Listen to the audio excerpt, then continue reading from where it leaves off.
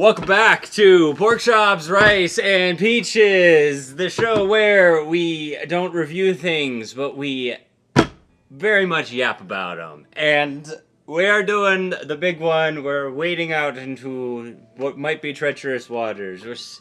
We're veering maybe close to a hornet's nest. I have no idea, but you've never watched, before the last few weeks, had never really watched Avatar: The Last Airbender. And I had an idea for another video, and it was heavily dependent on Avatar: The Last Airbender as a focal point. And you said, well, why don't we just watch it and then Korra, so that I have context. Yeah, I remember that was conversation. The whole reason we started to do this. So we are covering Avatar: The Last Airbender. Season by season. Season 1 Right. in this video. Yes. And, it's funny you should remind me of that conversation, because just yesterday I was thinking, how the heck did we get on this Avatar thing anyway? But, I had a completely separate video topic that we'll probably end up doing next year. So, but you were like, I feel like I need context for this so that we can have a discussion. Just do it. Yeah. So I came to a realization. I had a parenting guilt moment. I mean, a true parenting guilt moment. Uh-huh. Now, I saw the years that this came out. Mm-hmm. And I know what was going on in life when this came out. Mm-hmm. And I know that you enjoyed this when this came out. You were watching it. Or shortly thereafter. I was watching it shortly thereafter, yeah. And I regret not taking... I picked it up in Season 2. I regret not making the time to watch these episodes with you. But at that point in my life, it was like, it's a kid's show, and they're watching it. I can get other things done while they're watching this, so I'm going to go do those other things. And sometimes, as parents, we make the mistake of being too responsible and not indulging in the things that we should. Which is one of the reasons why this channel is such fun for me, is because we actually now take the time to do these things. Mm-hmm. And, never lose sight of the fun in the moment when you are with your kids. It's just a thing. And I realized that. So. You were last video. Pardon? Totoro. I put Totoro back. Yeah, I'm going to be very stiff this video because I tweaked my neck earlier trying to pick up my child. Yeah. Getting old sucks. Don't do it. I don't recommend it. So if I'm doing the Batman Michael Keaton turn a lot, that's why. Alright, anyway. I offered to trade seats. He said no. I'm like, okay. Yeah, but Mama Peaches didn't raise no bitch. Alright, let's go.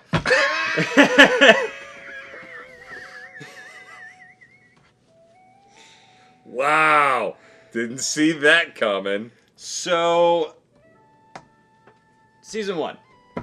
Do you want to start off, or do you want me to start off? I don't know, because you've got you have a million notes. Like, you have more notes than I've ever seen you have for anything we have ever done before. It was very easy to sit down and re-binge this in 4 days. Okay. And I say 4 days mostly because I had a child to take care of while I was rewatching it. Right. But I have, for context, like I said, I started watching this show when Season 2 was airing. Right. Because that's when we had Dish TV. Oh, yeah, I we finally had Nickelodeon. Yeah. I was present for the series finale. It was the first time I had ever watched a series finale live. Okay. It was one of the first times I had seen a show almost, start to finish. I'm pretty sure I missed a decent chunk of Season 1 even as reruns were playing. But it was one of those very early times where you actually finished a series. There's a special phenomenon. There's a big difference between finishing a series you know is done, that's been done for years, right, and finishing a series in real time. Okay, I understand that. There's a big difference. Right. I feel like it's almost mental preparation. There's almost a little disappointment when you finish a really good series, right? Yeah, I understand. You're like, that. Yeah. This story's over. Yeah. We're not going to see this anymore. Yeah. We're not going to see more of these characters. We're not going to see more from this. And then when the season, at least for 20 years, when the season or when the series finale ends and it sucks, like Lost on ABC, then you're doubly disappointed. Yeah. This one doesn't. Okay. Avatar doesn't suck. Its finale doesn't suck. Good. But that's where my history with the show comes in. And it's one of those early things that got me thinking about, like, noticing specifically for TV shows, like how characters are built upon and stories are fleshed out. This might have been the first TV show to ever make me cry as a child.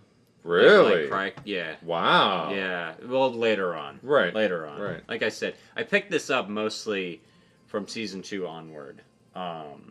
I think Dish is the Father's Day contest that I won, and we got a year's worth of free Dish. Yeah. You kept it for a couple years after that too, which is probably. why I was able to watch it live when it aired. Yeah. So this was something that I watched a lot. It was one of the shows on Nickelodeon that I actually liked, because Nickelodeon at the time was it was just sitcoms. It was just sitcoms. It's just cartoon children's sitcoms. SpongeBob SquarePants, sitcom. Fairly Odd Parents, sitcom. Jimmy Neutron, sitcom. And then all their live action stuff was sitcoms. Yeah. So it's like, okay, this was... Jimmy Neutron was fun. Jimmy Neutron was one of the better options. Jimmy Neutron movie was fun. I don't know about the series. But you probably watched... Yeah, you probably popped into the room and saw this on TV. Well, I'll be honest with you. I took an instant dislike to the artwork of Aang. Yeah. Okay, I really did. And the glowing arrow and the glowing eyes, and I mean, just this weird, stuff. And I was just like, I don't need to see this stuff. I was cranky early in life, and So I really did, but now, as I sat back and I just kind of, shut my mind down and just started rolling through this, I realized right away we are looking at a wandering protagonist storyline. Yeah. We've seen tons of those. MacGyver was wandering protagonist. Kung Fu was wandering protagonist. Quantum Leap. Every week it's episodic, you get a new thing. And even though Avatar has a goal, I need to get to this location so that I can train and do this, the 18 episodes between here and here is the wandering protagonist, right? That's why going back to season 1 was a little rough for me. Okay. Because, as I said just now, Nickelodeon was nothing but sitcoms. Okay. Pretty much leading up to this show. Okay. I don't know if they had other serialized shows, but you can tell they weren't quite sure what to do with a serialized concept. Like a show that has a end goal, right? Like the difference between like a show that builds on itself, right, versus a sitcom. Sitcom, everything has to be reset by the end of the episode, right? It has to go back to status quo. It's very hard to do lots of long-term growth in sitcoms because of the nature. It's meant to be picked up and watched at any point. Maybe there's a season arc, maybe there's an overarching story arc, if you're something like, I think Friends had something like that, potentially. Maybe they kind of like grew, but like the design of a sitcom is to come in and sit down and watch it and not have to worry about learning how everything is. But this is not that. And especially once you get out of season 1. Because season 1 definitely feels like it has some sitcom-y episodes. All right down to the "today I learned this" statement at the end of several of these early episodes. Okay. So season 1 was a bit of a rough rewatch. Because I'm like, oh yeah, this is why everyone remembers season 1 is the weakest of the 3. Well, so you've mentioned that before. A lot of what I noticed watching season 1 was being able to identify the plot line within 5 or 10 minutes.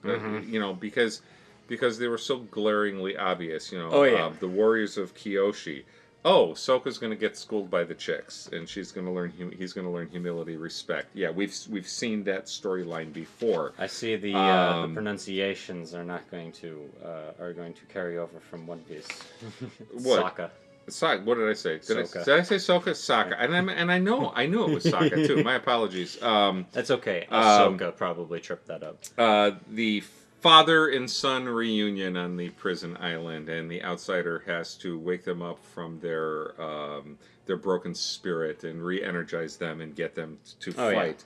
Yeah. Katara learns her lesson after she gets too arrogant. So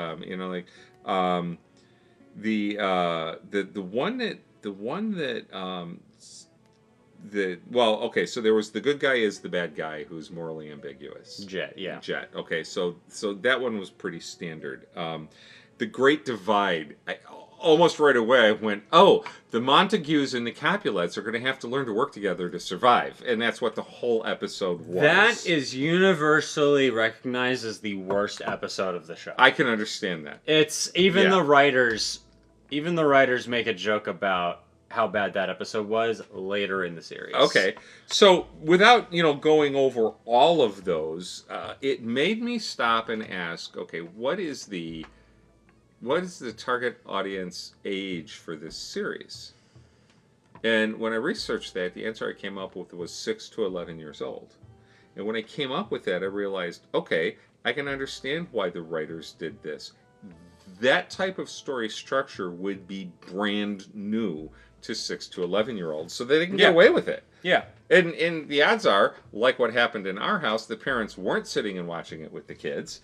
And so the kids get their first introduction to this. They're not going to recognize this pattern of storytelling until years in the future. Yeah. And understanding I'm not the target audience, I'm like, for once, that didn't bother me at all. It didn't bother me at all because I was just taking it for what it was. I'm watching a kids show. Yeah.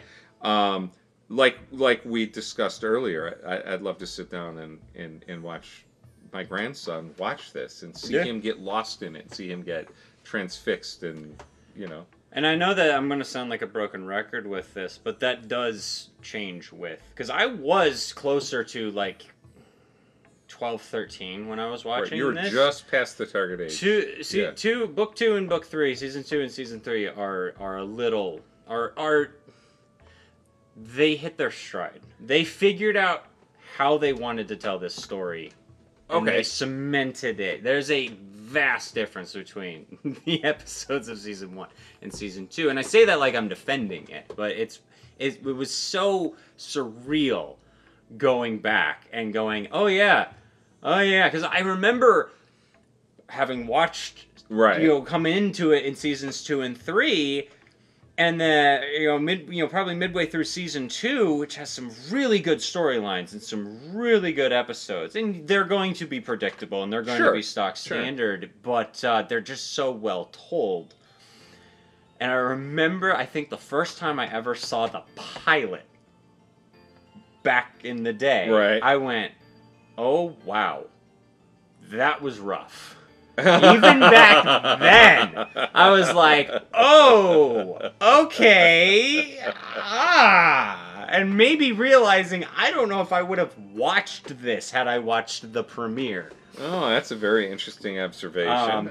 So even back then, those first 2 episodes, I'm like, ooh. Well, so you had told me, a little bit about Season 2 and Season 3 are better, that Season 1 is rough, but as I take a look at this, and I think to myself, this is not bad. A line drawn here, and you said covering all of this, but you stopped right before. Well, I didn't think I needed to keep doing, more chapter summaries. There's a couple more things I will share because I just found it an amusing thing. I don't know why I drew that line there. Maybe just to let me know that that's where I stopped. You got chapter 12, The Storm, where Zuko becomes a relatable character. That is again, right after the universally worst episode comes where the show really comes into its own. Okay, so the concept of taking a children's show, right, especially for the age range that you're at, and then take the villain, who has been a stock cardboard cutout villain up to that point, and then suddenly giving him depth. All right. Now, we had the Filoni discussion the other day on the phone, so just to catch you up a little bit. About 6 episodes in, I recognized Dave Filoni as a director in one of the episodes, and that had been my first time I noticed that. And I don't know if I had just fast forwarded through the end credits Probably. for time or anything, but and then I thought to myself, okay, knowing the quality work that Filoni did in Clone Wars, and then I can understand why this took off and went better. But that's a real dicey thing to do with kids. Take your protagonist and make you, or your antagonist rather, and make you feel for him. Make you realize, okay, he's not just an evil person. Back then, we didn't know he's a damaged person, People used the phrase hurt people, but you really didn't have an appreciation for what was going on there. Yeah. And then it made me wonder, okay, when are we going to have the stock episode where Aang and Zuko are trapped together on the deserted island and they have to learn to support each other and help each other. And then you get the next episode. And then we get Goose Spirit the next episode. And it's literally, although there's very twist. short, it's very short. Yeah, no, there's a like 30-second scene of Aang going, I wonder if we could have been friends. Exactly. Yeah. And then, but you get a little bit of the grudging respect. Now, Zuko did it to advance his own causes, advance his own purposes. Oh, yeah. Right? But it always takes one of the two to have the first realization that maybe it could have been different, or maybe it could be different. Mm-hmm. See, this series in season 1 leaves open the possibility that Zuko wakes up and starts to realize, maybe I'm going about this the wrong way, maybe there's something else going on, maybe I shouldn't be the way I am. I mean, he might abandon his desire to regain his status with his dad and rise through the Fire Kingdom. So hold on 1 second. Okay. Hi. If you're new to Pork Chops, Rice, and Peaches, you probably are not familiar with our One Piece series and the rules about the One Piece series. However, if you are a regular viewer who's coming over from the One Piece videos, you know what to do. Please label all your comments that contain spoilers for seasons 2 and 3 with spoilers at the top and then a gap so that Dad can look at that comment and say, I can't read that, and go. So if you want to discuss spoiler content from seasons 2 and 3, just put spoilers at the top. Give it a few indents so it doesn't show up, so we have to click see more, and I will be the one to read that comment. You will also see me poker facing a lot in this series, because he's talking about what could come. So, yes, you're going to see me poker facing a lot as Dad talks about stuff that could be or might be or whatever. So whether he gets it right or wrong, and you'll probably see me fail a few of them, just to let you know. But yeah, you're talking about this, and I'm just like, wait, hold on. Let's establish the ground rules real quick, because we might be drawing some new people in. I'm glad. Well, first of all, I'm glad that you said that. You're also. It's really entertaining because, like, I get stuff wrong. I mean, and I don't have a problem with getting it wrong because I don't know what that. I feel like you're going to find. I mean, obviously, because it's so simple. I'm probably gonna. Right. Yeah, you're probably going to get a lot right. When I get things really, really right early, and he completely fails at keeping the poker face, are some of the best moments of working on camera. It's a tremendous amount of for fun. You. Oh yeah, for me. Well, for some people out there too, they enjoy it as much as I do. So yeah, you start wondering, when are these formulaic? I don't know if trope is the right word, but when are these formulaic episodes going to come? And that's okay. Now, the one that I found amusing, really found amusing, was the fortune teller episode, because right in the very beginning, and I don't know if you can read my note here, it was like, Katara friendzones Aang, and she does it so brutally, and I just went, oh, my man, you poor guy, you just got shuffled up. I have a confession to make. Yeah? I despise that episode. Do you really? The divide sucks. Don't get me wrong. Right. I don't know what it is. I never have liked the fortune teller episode. I never will like the fortune teller episode. It is hands down. I skipped it after the first 5 minutes on the rewatch because I went, nope. There is nothing so pertinent to the plot in this that I should subject myself to this episode. I don't know what it is. I just don't like the fortune teller episode. I really don't. It's tedious. I feel like I was in Sokka's shoes the whole episode, and I was just like feeling Sokka's frustration that whole time. Well, you have the whole. I think this is a filler episode. It is oh yeah, season 1 had a lot of filler. This was a filler episode. This really did not advance the story in any way. No, But there's a lot of those, and but you get a lot of those in the wandering protagonist yeah. style of putting a show together. So it was there. So who was But I do like chapter 15. the Southern Water Tribe? Bato of the Water Tribe. When they meet their dad's comrade. Oh yes. Okay. I like that one. I just like that one. Which the one It was where, good development. where the princess turned into the moon spirit? That's at the very end. That's at the very end. Yeah, Siege in the North Pole Part 2. Yeah. I think if one of my children turned into a moon spirit and disappeared, I wouldn't take it as well as that man did. Yeah. Yeah, that would be bad. That would be really bad. Yeah. I suppose it would be worse to lose the moon, but... Well, at least you can look up at it and know that...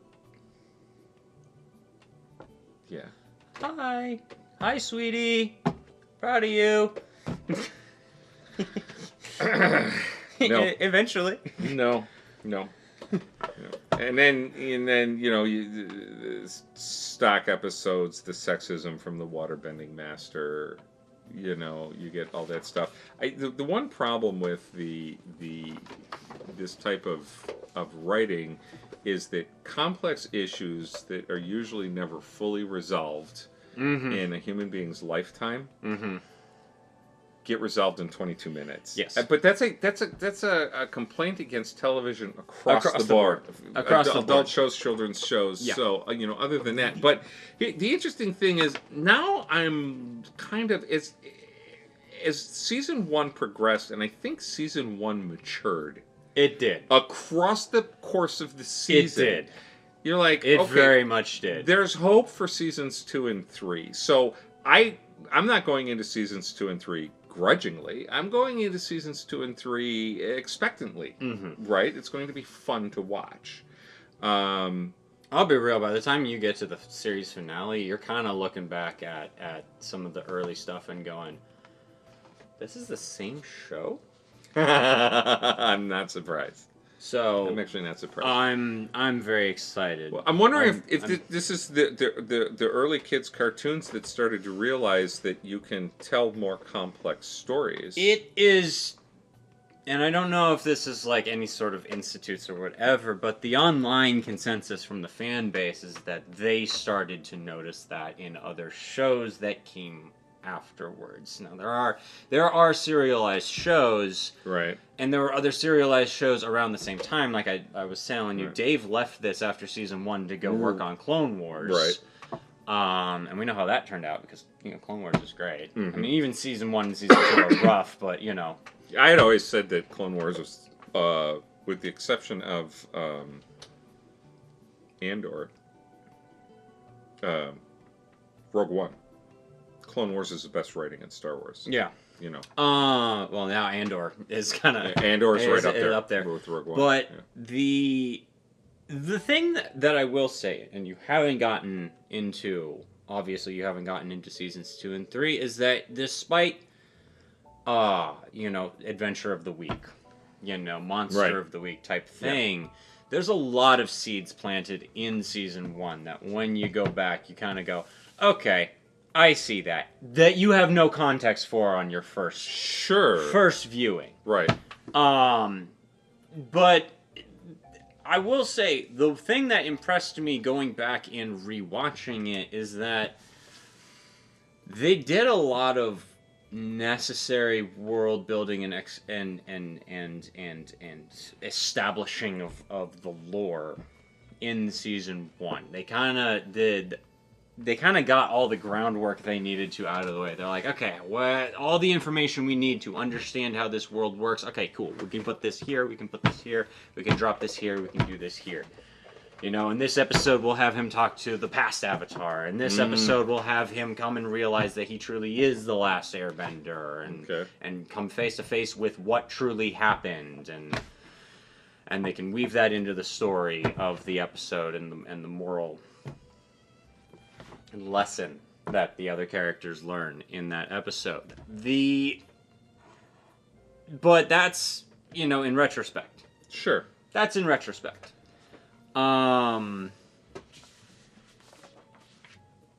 Early examples of something like this. I have literally one sentence on episode 1. Okay. And one episode, and it's just like, oh, fun. Is very early on, as Zuko is ranting and raving on the deck of his ship about how he's going to find the Avatar. He calls the Avatar a coward. And my only thought at that moment was, knowing what we learn about Aang in The Storm, which is the episode that really that people generally recognize as the turning point of the series, where it shows what it can do, is that Aang was a coward. Quote unquote. He was scared. He was a kid.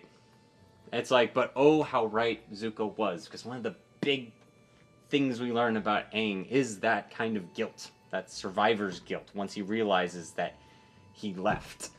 He left, and now they're all gone. And once we see Aang's past, and what happened, and why he left, and how he got frozen in the iceberg, that, you know, and little stuff like that is the stuff that I was picking up as I was going through. He called him a coward, and it's like, Aang, you know, is beating himself for being what he considers a coward. Except that he's a 12-year-old boy. But that's the big thing, that you go back as an adult and you watch all this stuff and you're like, yeah, but he's 12. Exactly. You're like, but he's 12. The survivor's guilt, sure. You know, like that would be traumatizing for any kid. That's perfectly fine. Like that's reasonable as a part of the story. But I'm looking at it, it's like, you know, it's unreasonable that, you know, all these adult characters are holding this 12-year-old child to blame for the state of the world, when the people who were supposed to be taking care of him drove him away. You know? You know, the one of the things we generally don't talk about this stuff in advance, but we talked a couple hours ago just a little bit about the origin of the powers of the Avatar, and how... No spoilers were given. No, none were. The Avatar has to, basically, every iteration of the Avatar has to relearn everything from the ground up. Yep. But everybody, every adult in that universe should have known and understood that, which makes them condemning Aang, the 12-year-old boy, versus condemning the concept of the Avatar. Two separate things. But that is also a concept that does get explored. Oh, really? Fun, yeah. Oh, okay. So I'm gonna let you know that. I won't tell you when, but that is actually a theme in not only this show, but the following show. Okay. And looks to be a continued theme in the third show that comes out in October. Okay. We're recording this in August, by the way, of 26. For those watching from the future, hi, how's the future? Like I could go through all this, and we get glimpses of so much. I think season 3 or episode 3 is where I started to take some more serious notes. Like, a lot of these early episodes is played for laughs. Yes. You know, because it's for a kid audience. Yes. It does make the story harder to take more seriously, but I can understand, right, as they were trying to figure out how they wanted to play this.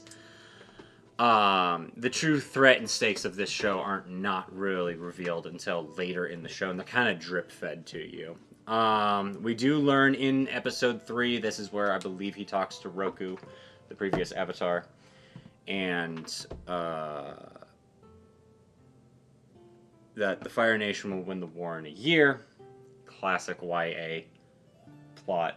Like, oh, you only have like a year because, you know, we can't let our child protagonist grow up, right? Which is the problem with making a live-action TV show about this, because that actor grew up real fast. So they took away the year time Right. gap on that. Right. But and the Avatar is the only person who can stop the Fire Nation.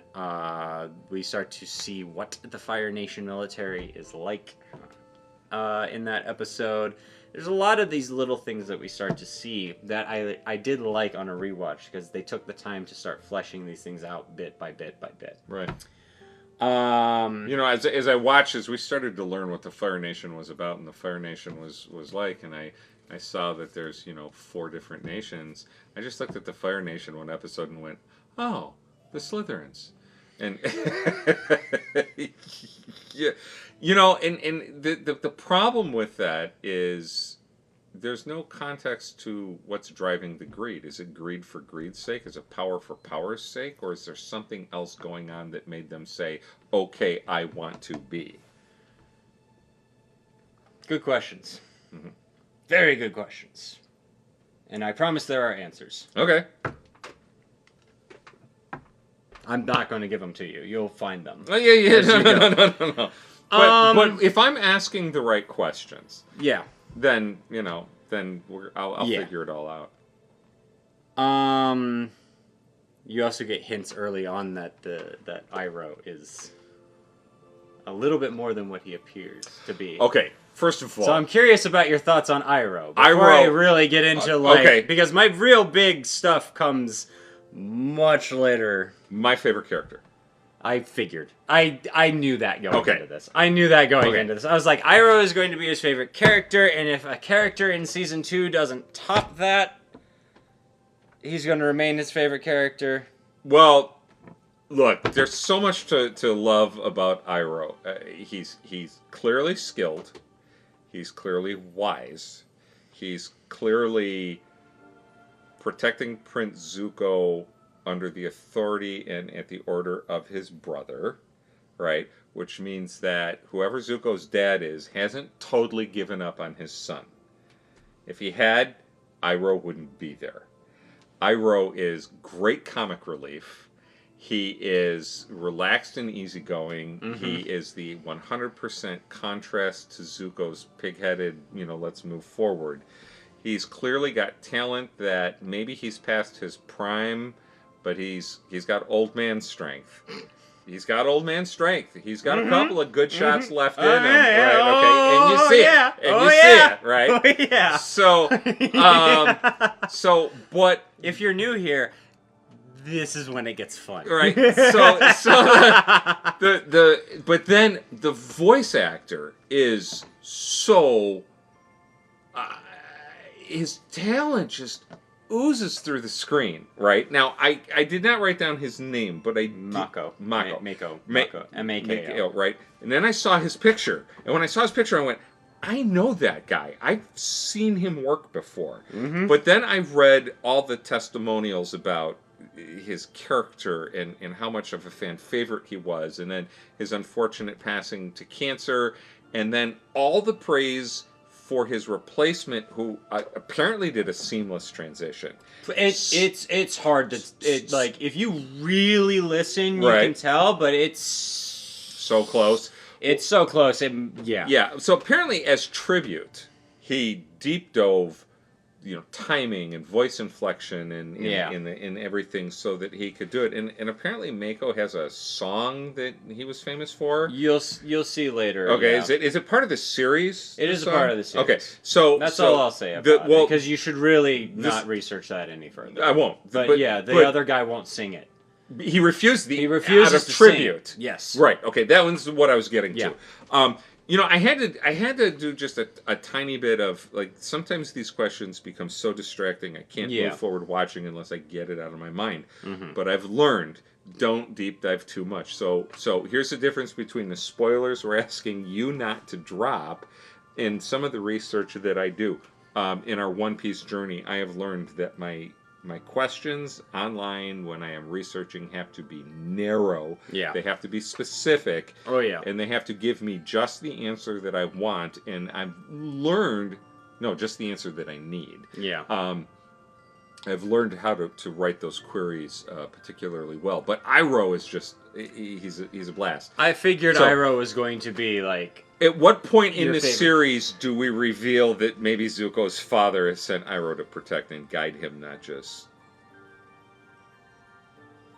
that Zuko wasn't just abandoned or kicked out, I should say, banished. There's going to be some point where that's revealed. Yeah, he's not going to answer that question. Okay. No.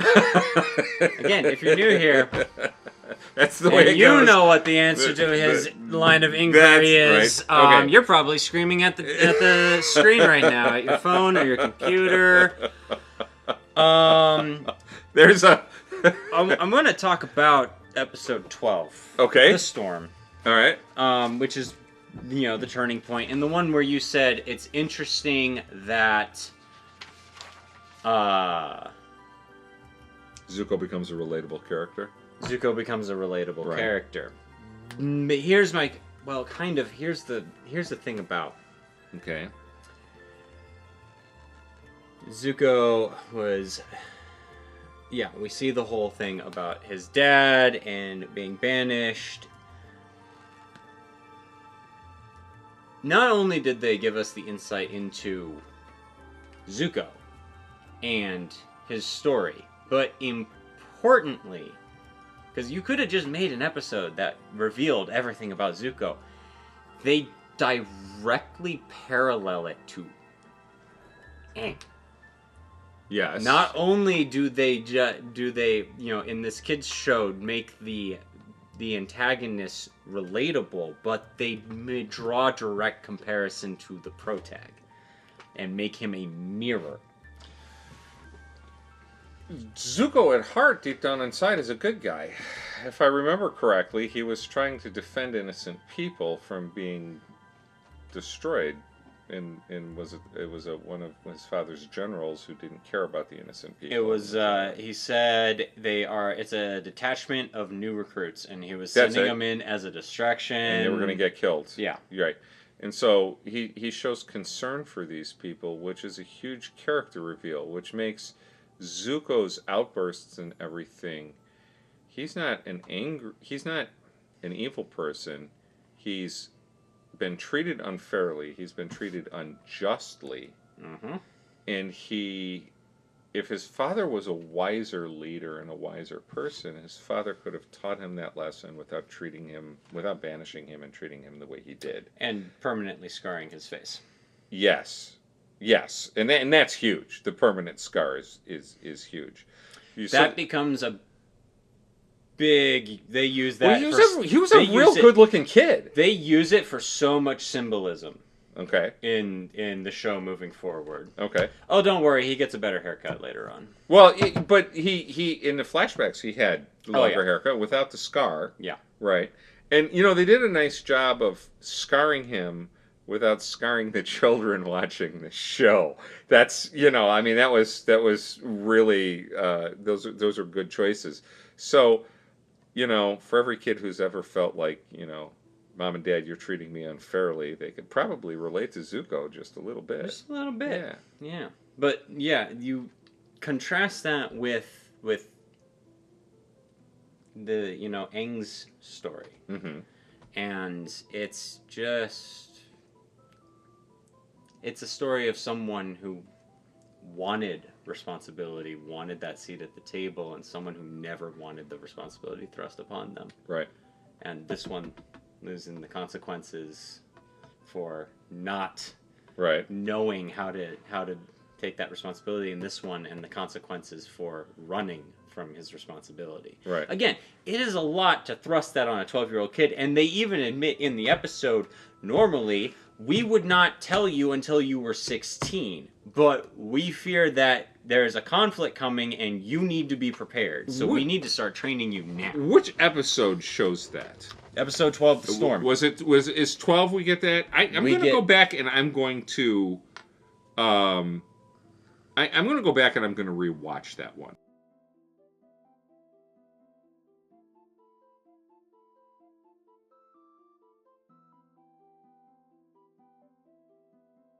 I watched all of these episodes once. Yes. And I did it within the last week. Yeah. And so I don't have that fluid command and control of everything. That's completely understandable. That's the other thing. If you're new to the channel and you're watching, when Noah introduces me to something like this, and we've got this. This is his pure first time through it. Yeah,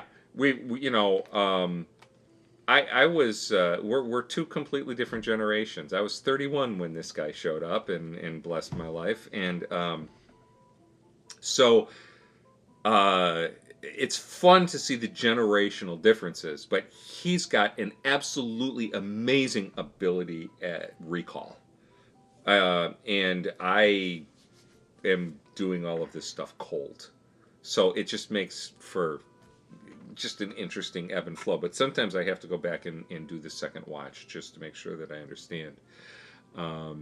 What else you got? I've seen you've got more notes on your phone over this series than I've ever seen in 5 years of this channel. Well, that's just because I wrote down thoughts on every episode. Okay. I can go straight to my thoughts on I literally, first sentence on episode 12, which is The Storm, and we go from the worst episode to possibly the best of season 1, at least, because it's not the best in the show. But okay. There's some, yeah.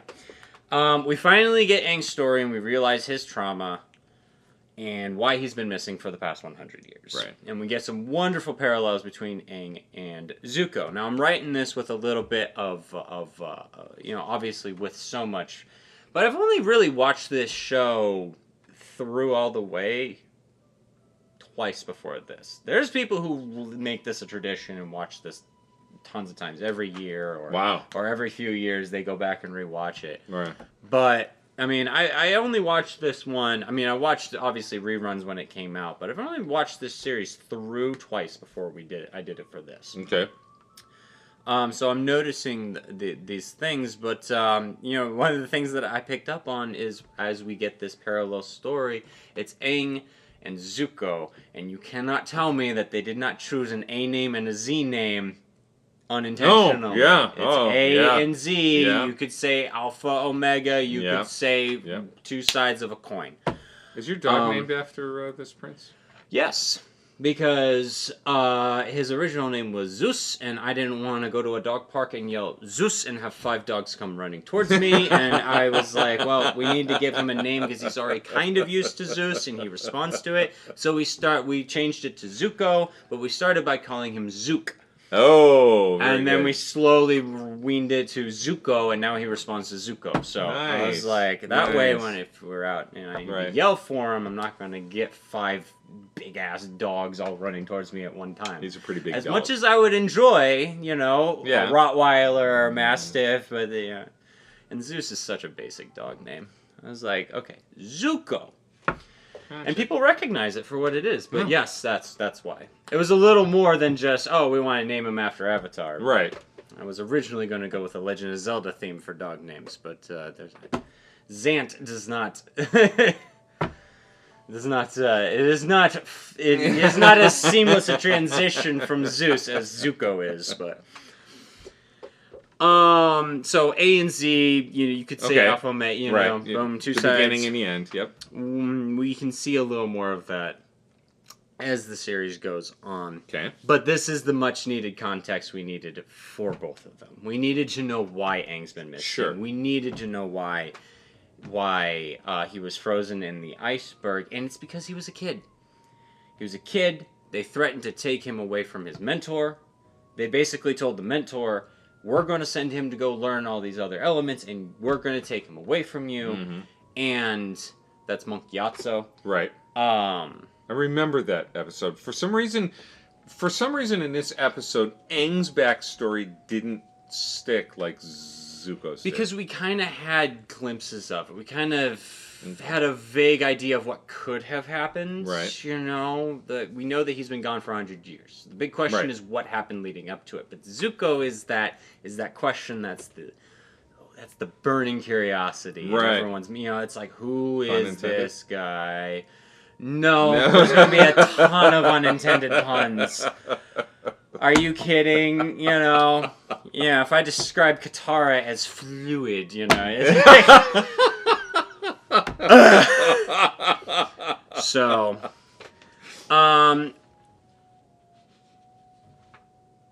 you know, in your case, this episode seems to have brought up some questions about the Fire Nation. Oh, yeah. And the Fire Nation. So there's addition. We're learning more because so far we've seen them as pretty stock standard bad guys. Yes. And you know, we see Commander Zhao throughout this whole thing as the other antagonist, Zuko's antagonist, and the other antagonist, the one who wanted to steal the moon. Gru, I'm Despicable Me. But once I'm gonna keep saying this a lot. That took a moment. Let's try. I almost thought it just didn't land. Okay.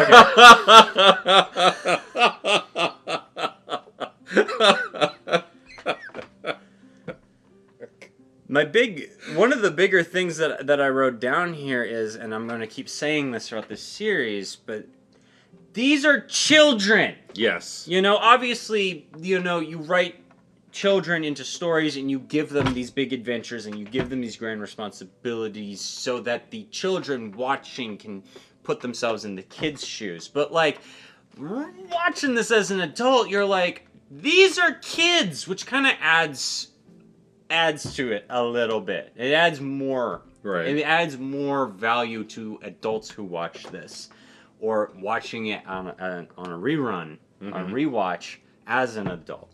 Because it adds a layer of almost, I don't want to say horror, but you're kind of horrified at the thought that the monks were 100% about to send Aang to basically become a weapon.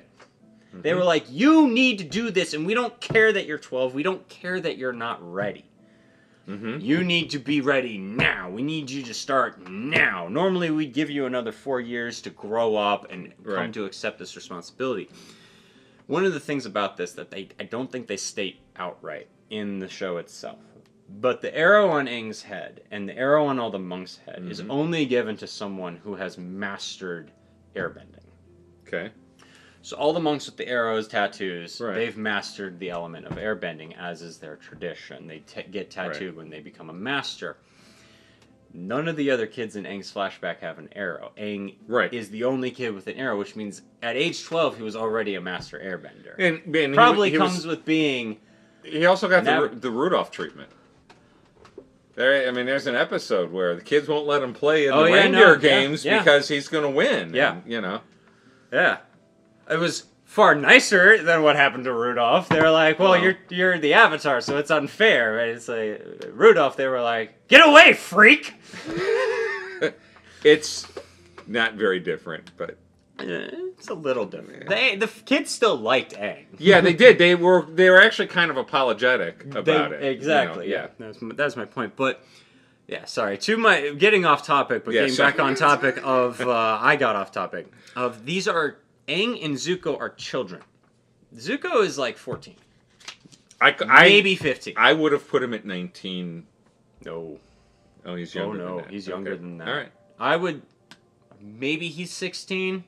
I'm trying to remember the timetables because he's been at sea for 2 years. He's been banished for 2 years.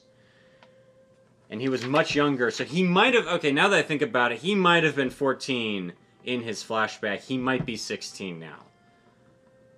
But he's not an adult. He is still a child. Yeah, well, And he was sent to sea as a child. I don't think of the average 19-year-old as an adult, but that's just me. I mean, fair. He's not legally an adult. He cannot legally vote yet. Okay, so somebody, without doing any other spoilers, in the comments, if you know the answer to the question, please tell us, how old is Prince Zuko in Season 1 of Avatar? Yeah, now that I think about it, I'm pretty sure he's closer to 16. Okay. Because the show is a year of their life. Okay. So, yeah, okay, I'm pretty sure he's 16, now that I think about it. But still, children. And both of them... in their own ways, are carrying the weight of the world on their shoulders. Yes, sir. Yes, sir. So to have that parallel going at the same time with these two, it's very interesting. But to have that parallel, now we go back to my comment from earlier. Does Prince Zuko start to rethink what he's trying to do, what he's trying to accomplish? Because if he starts to realize that parallel, and if he starts to realize that they're more alike than they are different, because ultimately underneath that might be the case, then how is that going to manifest itself in the show moving forward? You'll enjoy what happens. Okay. You'll enjoy what happened, and I mean that more than just, oh yeah, this is what I expected, and Right. There might be a point where you go, oh, that's what they're doing. Okay. All right. All right. So, half of these, yeah, I can't quite read all of them because they are playing into the context of The future. Of the future, Yeah. but yeah, it was great to follow the storm up with an episode where Zuko is going out of his way to break Aang out of prison. Yes. Yes. It's very. Yeah. It was like. And I didn't see that one coming. I you know, yeah, obviously it wasn't a oh, these two happen to stumble upon each other and now they have to work together to get out of the situation. No, it's Aang gets captured and Zuko is like, all right, I'm gonna commit crimes. And I need to get him out. Yeah, right. Because otherwise he's gonna win and I'm not gonna get my chance. He actually, but he also they establish his skill set. He is more than a blowhard. And they established that in that episode because he's really good at breaking this guy out, you know, and protecting him. So, you know, Zuko is far good. more talented than the fan base will give him credit. Why won't the fan base give him credit for? Because other firebenders that are introduced later on are very, very powerful. There's a lot of very powerful benders coming in later seasons that of outscale some of the people. But that's fine. But we're not talking about his firebending ability here. No. We're talking about the total package. Yeah. No, as a total package, yeah, he's dangerous. Well, if you can't just define him by the firebending. No. Then he becomes a cardboard character. So some of the things that you notice in this is that what is Zuko's catchphrase? It's been memed to death. Is I must capture the Avatar and restore my honor. Yes. But if you look at his actions throughout even early season 1, he never lost it. When he never lost his honor. Zuko is an honorable person. So what do they mean by you have to restore your honor? Because first episode, Aang looks at him as he's attacking the village, and he says, if I come with you, will you leave them be? And Zuko says yes. And he promises, and he follows through on that promise. Yes, he does. They pack him up, they ship out. Yes, they do. They leave. And Zuko doesn't go back to the village to retaliate. Nope. He continues on his path. Right. Zhao would have. Yes, he would have. 100% would have just melted that thing to bedrock. Yes, he would have. So, what honor is there to reclaim? We see more behavior like that. Okay, he's going out of his way. He could just, have just killed Aang and brought him back to the Fire Nation. But the concept of his position in the family and replaced it with the word honor? And that is a great question to consider as you watch the rest of it. Because his actions... I'm used to answers like that. Yeah. Because his actions throughout... there's moments where he is in the Agni Kai with Zhao, that duel. He has more honor than Zhao does, because Zhao's the one who attacks him in the back. You know, Iroh goes out of his way to point that out. Well, he did. That was a little...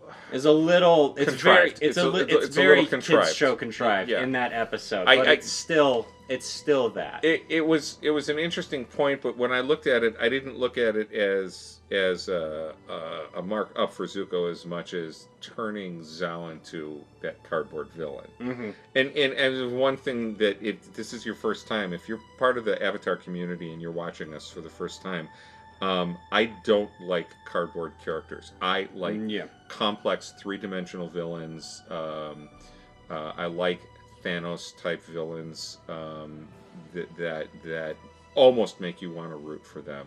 But there's that tragic flaw that makes you not able to. Ooh, this is a good one. Right before we get into the final stretch of the episodes, we get episode 16, The Deserter, I think it is. Yes. So in this episode, we get a look at day-to-day Fire Nation life and their culture. We see a festival. We see them partying. We see fireworks. Fun. Right. And we also see Fire Nation deserters, which are always fun when you have a setup like what we get. Long ago, the four nations lived together in harmony. Right. And, one day that changed, but then it all changed when the Fire Nation attacked. It's like, that's the context you get at the beginning of each episode. Right. So it's like, all right, Fire Nation, bad. Right. So it's like, all right, let's see some deserters. Let's see who deserts this. And we get a really interesting perspective from Jong, the guy who tried to teach Aang firebending initially, who was the worst possible choice to teach Aang firebending, because you cannot teach someone when you hate what you're teaching. And Jong, in that episode, completely showcases how much he despises being a firebender, and how he hates his natural element. So, as you see, some of it gets fleshed out, some of it, there's a lot of spirituality in Avatar. There's a connection to nature, there's a connection to, energy, chi, your life force, whatever.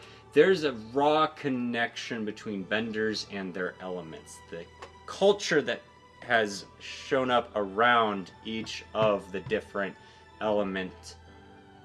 Like, the Earth Kingdom is very distinctively different in everything. Appearance, functionality, what they do, how they look, how they act, from the Water Tribe. And the Water Tribe is very different from the Fire Nation. The Fire Nation is very different from what the Air Nomads were, and they're all different. So to see someone who so inherently detests his own nature is kind of fascinating. And again, putting it in context, in a kids show, they go in a lot of depth about why this guy hates fire. He sees it as a force of destruction. He sees it as it can only destroy. He specifically says it can only destroy. It's not true about fire, it's not, but that's his how view. That's how he views it. And it's very fascinating to get. He's envious of Katara and her ability to waterbend, and how waterbending can heal people. Some waterbenders can heal people with their waterbending. So it's a fascinating little episode until we get to the end game of the season. That gives us a little more perspective on how the world is, how it works. I'm a fairly good teacher. And I work very well with youth, but I have said all along, you may have heard me say this before, it's not the subject matter that I teach. I mean, I'm an English teacher. You can't make verbs particularly exciting, and it's like, I have never heard the truth? A kid come back to me as a young adult and say, Mr. Barrett, your lesson on gerunds changed my life. It doesn't happen. But what made me a successful teacher, what made me a real successful teacher, was that I really like the people I'm teaching. I like the kids. I like the youth. I'm interested in them. It's the relationships that you form.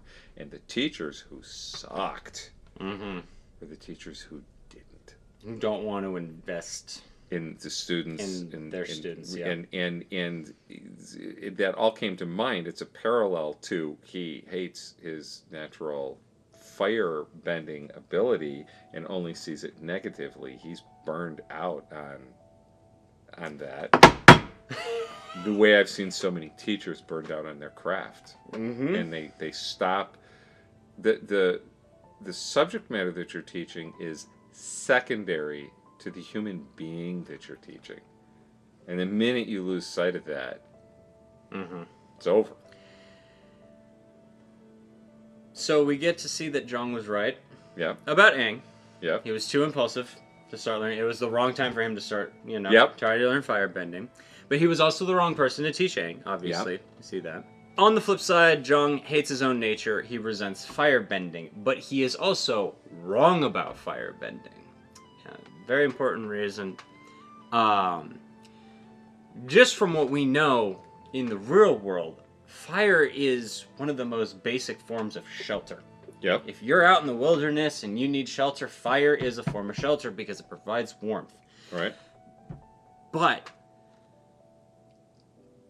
we see earlier in the show a destroyed forest. Mm-hmm. And we learn about Aang's responsibility as the Avatar and his ability to go to the spirit world and Right. commune with spirits, which Right. is so wonderfully done. It's so mysterious Yep. and vague. Yep. And just, it's like, oh man, all manner of possibility. And you get this weird alien thing that turns into a panda, and its name is Hebei, and I love it. Oh, what was that creature? Has got to be something from Japanese lore, because we saw a similar creature in one of the Ghibli movies that was going and chasing. I don't know. This Avatar borrows from multiple East Asian I believe cultures, it. so I don't know. I feel like it would be more Chinese if I thought about it because of the panda. But Well, anyway, yeah, okay. in that episode, its forest is burned down. Right.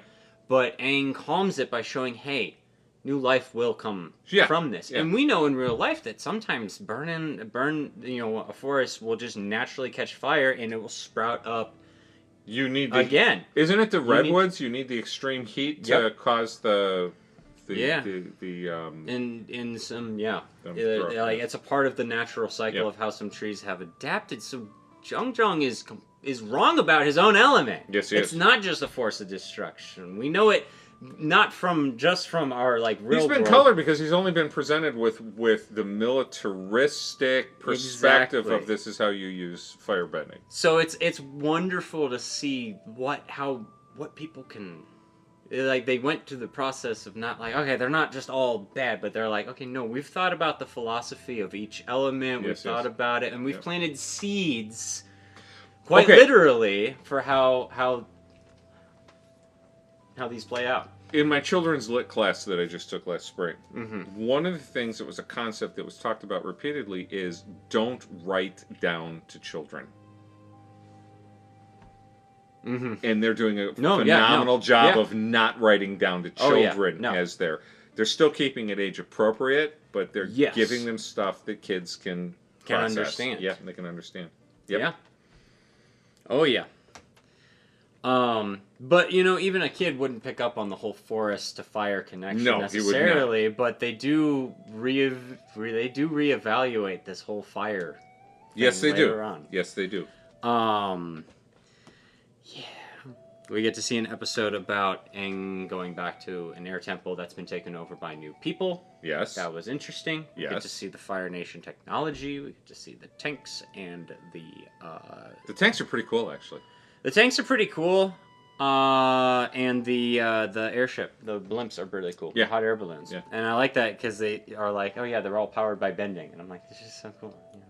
And it's like, yeah, the Fire Nation that harnesses heat would be the ones to smelt. It's like, there's a lot of really cool little details that they just were like, yeah, we can do that because it makes sense. Mm-hmm. Then and we an get to ice tank wouldn't be as cool. No, I really wouldn't. And then we get up to the North Pole. All the old dudes are assholes. Right. Yeah, we get that. And we get the resolution of it. And it's like, oh, you're my high school sweetheart's grandkids. Yeah. Okay, I am a completely changed person. You could actually see that one coming. Yeah, you could see that one coming a mile away. And because there really was no other route in story for Katara to learn waterbending unless she learned it from Aang after they left the North Pole, which is just like, then you just have Katara doing nothing. And it's like, yeah, it's okay. The message is good. The message is great, but like, yeah, my notes on season 1 really were the pacing of each episode sucks. And when I got to season 2, I went, oh my gosh, the pacing of season 1 episodes really sucks. Okay. Season 2 episodes feel longer despite being the same length. Okay. Because they're better paced. They figured out how to get their information out without feeling rushed. Okay. And I'll give a great example in from season 1 of one of the slight things which I think you could, one minor change would make some of the pacing and some of the choices a little bit better. And it's Yue, the girl who turns into the moon. Mm-hmm. Sokka's girlfriend. I was thinking about a joke from later in the show. It's really funny. You'll love it. But they as they're coming back to the magic pool where the fish is. Mm-hmm. And I love the explanation of the yin and yang and the exploration of that in there. In the lore, they watch the moon push and pull, and that's how water bending. And so it's so great, it's so cool. But they made the mistake of very, very shortly before Yue is like, I'll become the moon. They reveal the connection between her and the moon. Like, in the same episode. Right. Like, maybe 10 minutes before. Right. Maybe, if I'm being generous with that time. It felt more like 5. It's like, it feels like, oh yeah, we should probably mention this before we reveal that she has to sacrifice herself. Right. And I feel like one episode earlier would have fixed that problem for me. One episode earlier, if you had revealed that one episode earlier, I feel like that would have fixed the problem for me. I realize how much I notice issues with writing as I analyze these things more. Because I try not to analyze it from the in-world perspective. Because if you argue from the in-world perspective, as long as the logic is sound, it's fine. But, like, as the audience, I'm like, this would have been nice to see in the previous episode. Because they never didn't air 2-part episodes separate. They were always aired together as a part 1, part 2. Okay. Back to back.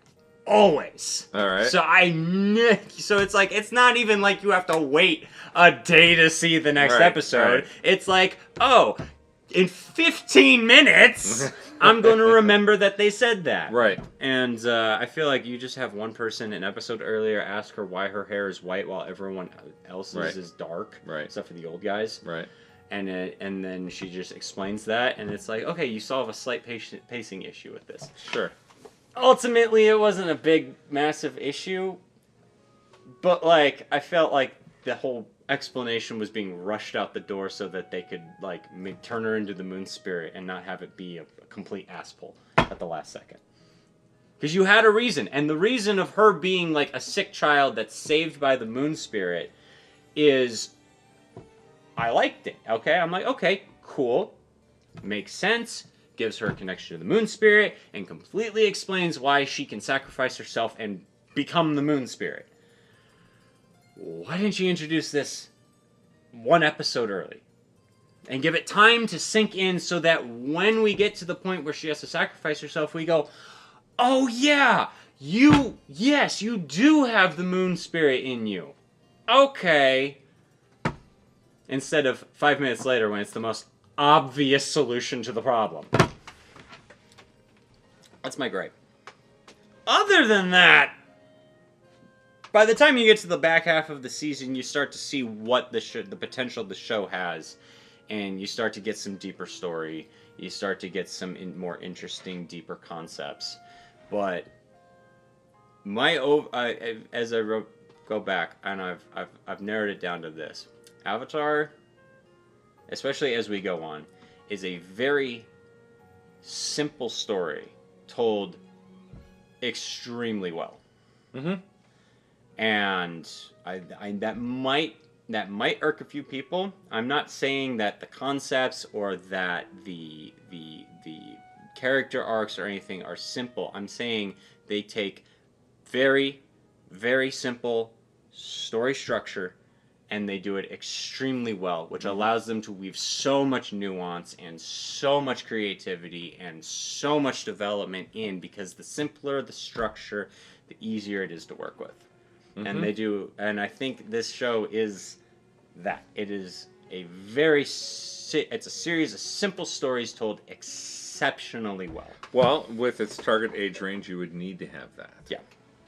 You would. And it gets so good. So good in season 2 is I love it. So one of the things I'm looking forward to season 2 and 3 to probably will change my perspective on this, but I'm about 3/4 of the way through watching season 1, and I'm looking at specifically the main trio as they're going through the story, and I'm watching all of these adventures, and I'm watching the whole thing play out, and I thought to myself, this is really a series about Katara more than it is about Aang. Well, she's the one who introduces the whole show. She's the one who... Well, she's clearly the most mature of the three.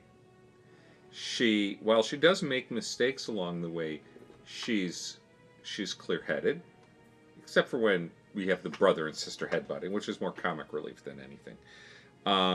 But a very realistic brother-sister relationship for that. And she shows, I think, the most character development. I think she shows the most growth through the course of season 1. She shows the most natural growth, because they have the very obvious plot lines for Sokka. Yes. Where it's the very obvious, like, girls are stinky. Yeah. You know, and like get rid of that out of the way. Yeah. Oh my gosh, girls can kick my ass. You know, get those plot lines out of the way, and then let the character But hers is more subtle, and hers is more natural, and hers is less. With Sokka, you're beating your audience on the head. Girls are stinky to girls, aren't stinky anymore. Whereas hers is far more subtle. It makes her character more interesting because she's less cartoonish. Yeah. Right? And Aang has a predictable hero's journey. And the predictable hero's journey isn't always as interesting. No. As the support guys. No, but to their credit, they do enough with Aang to make him likable and not boring. Yeah, because he's goofy. Yeah.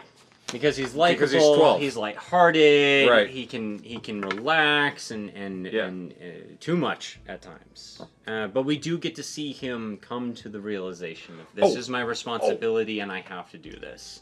Aang is glowing lizard Godzilla dude was really kind of cool, actually. The ocean spirit going, yo, bro, let me borrow you real quick. Yeah. Whoosh! Well, right? Slicing the I know! ship? Yeah. I know! Yeah. That was so cool to see, but so there's the whole thing about the Avatar and the Avatar's powers, and this is one that's throwing me just a little bit as I watch this. We've got this focus on, you've got to master all of these skills. You've got to become this so that you can be this person and so that you can protect everybody, the whole bit. But when he slips into his Avatar trance, is it him doing it? It's not Aang's mastery of anything that shows him becoming ocean spirit Godzilla dude. It's not. And so he becomes this overwhelmingly powerful figure, but it's not Aang the Avatar. So I'm pretty sure this gets explained in like episode 1 or 2 of season 2 in more depth. Okay.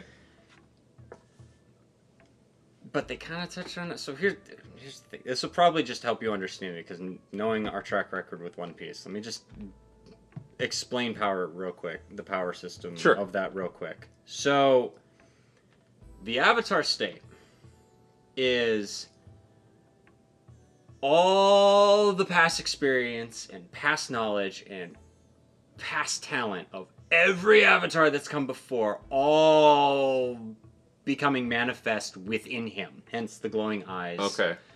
And so every time he does like the and he does the air thing, or right. Roku says, I can help you escape at the solstice thing, that was Roku. That was Roku's spirit essentially taking over Aang. Yeah, and it was very clear by the symbolism of the bodies in the doorway. Through the Avatar state. So, essentially, When Aang has mastered that avatar state, he can use it at will and have full awareness while in it. And full awareness That would be of his frightening. actions. Okay. In season 1, that's just his emotions taking over and all that power being channeled through a very emotional 12-year-old kid or someone else entirely. So, do you notice, early on in season 1, and I picked up on this right away, when he uses his superpowers, and I'm just going to call that, he gets all wobbly and weak and he passes out at one point. That's because he's not in control. Right. Yeah, exactly. Right, yeah. But at the end, he's not passing out like that. And to be fair, in the fish one, with the ocean, that's the ocean spirit that takes over him, he knows it's coming, and it's almost symbiotic. Okay. It's almost him going. It's basically like a conversation. It's the ocean. It's the ocean spirit going, "Let me out. I need you to let me go." Right. Kick the ass of the guys who were hurting my wife. Right. Yeah. And Aang going, "Sure thing, bro. Here you go." And then they, whoosh. Right. Yeah.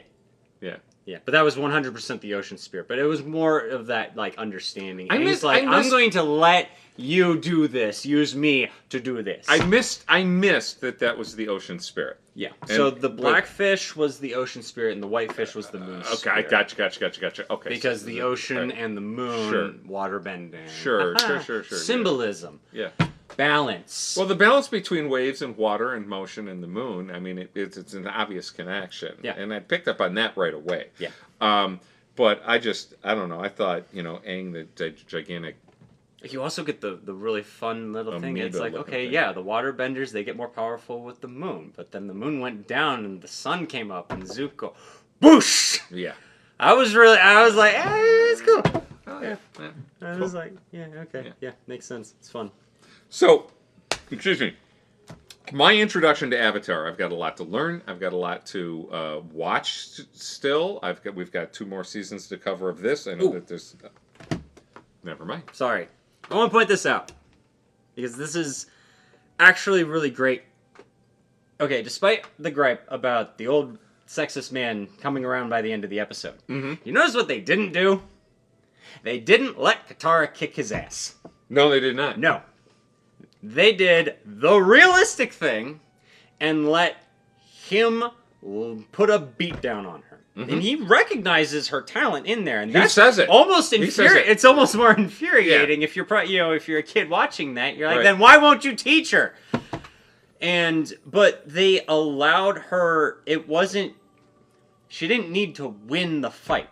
She just needed to stand. It was for kids. It's a differently presented way to stand up to the bully.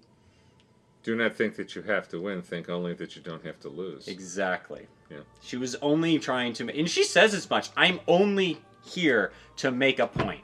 Right. I'm only here to make the point. And... Of course, we had to resolve it somehow. He's fighting to win, and she's not. He's fighting to... make a point. He's fighting to make his point. Right. He's toying with her the whole right. time. Oh, as the master teacher would, because it would be bullshit if she won. Right. Like, there's like, and so I'm like, I like when, especially kids shows, allow their main characters to take that. Take that. Because it tells you what the writers are focusing on. They're focusing on the right things. They did right by Katara by giving her the opportunity to fight back against that, even though it's an obstacle they put in her way to begin with. So we'll ignore that for now. But they give an opportunity for Katara to... I'm gonna make that mistake a lot. Calling Katara Korra. Yeah. It's gonna be easy. But I like when they give the characters those moments to not... They don't have to win, like you said, but it gives them a moment to stand their ground, even in a situation they have no hope. And it's not like she was gonna die. The dude was just trying to embarrass her. It's the Cool Hand Luke moment. Stay down. Yeah. So, sorry, I just noticed that I had a decent paragraph on that. No, and, no, that that's okay. She stood her ground. She needed to stand up for herself. It's good for the character. It's good for people watching. It's a good lesson. You know, you don't have to win. You just can't lose. Yeah. Yeah, it's good. It's good, and they showed that. So that was really good. I liked that. Good job. Good job, guys.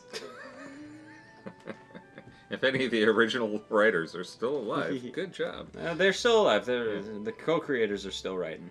Cool. All right.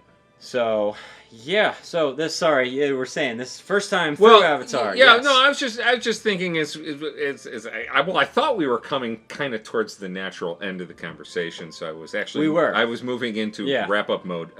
Yeah. But ADD said, "Wait." But wait, there's more. Billy Mays here.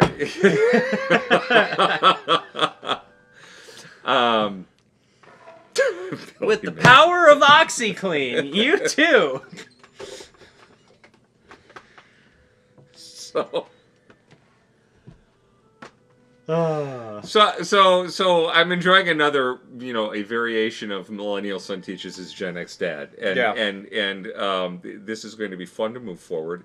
And so, what I was going to say is, first of all, we love it if you join in on the conversation in the comments below. Please keep your comments kind and polite, and we will respond to as many of them as we possibly can. Responding is generally my responsibility because Noah handles most of the editing. No, Noah handles all of the editing of this channel. Please respect the spoilers requests so that we don't, mess anything up for me moving forward. But we'd love to have comment the spoilers. I'll read those. Yeah, he'll read just so that he doesn't spoil anything before the next video. Right. You say if you write spoilers, I don't read it. I skip right over it. Noah gets it. And just assuming that if you're part of the Avatar community and you've come across this channel, welcome. We'd love to see you more, and we hope you enjoy the content today. So that's it. That's all I was doing.